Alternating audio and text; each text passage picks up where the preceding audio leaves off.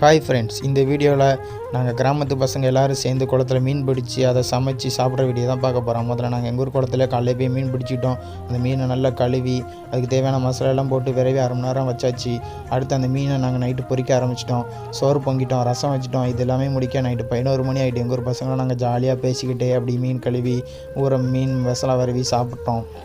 Hi friends, இப்போ வந்து காலையில் 11 மணிக்கு மீன் பிடிச்சோம். நைட்டு 11 மணி ஆகுது. ஆகாரம் கழிக்க போகிறோம்.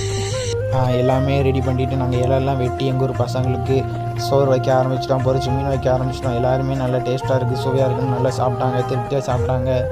நல்லாவே ஜாலியாக பேசிகிட்டே சாப்பிட்டோம். இது நைட்டு 11 மணி நல்ல சூப்பராக இருந்தது. எல்லோரும் சாப்பிட்டு முடிச்சு நாங்கள் யாருமே வீட்டுக்கு போகல. அங்கேயே பாயெல்லாம் எடுத்துகிட்டு வந்து நாங்கள் எங்கள் ஊர் வயக்காட்டிலேயே தூங்க ஆரம்பிச்சிட்டோம். தூங்குறதுக்கு முன்னாடி எங்கள் ஊர் பசங்க சாகசங்கிற பேரில் தலைகீழ நின்றுட்டு இருந்தாங்க.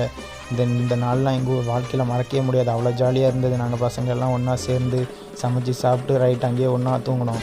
இதேமாரி மேலும் வீடியோ வேணால் நம்ம ஐடியா ஃபாலோ பண்ணிக்கோங்க. நன்றி.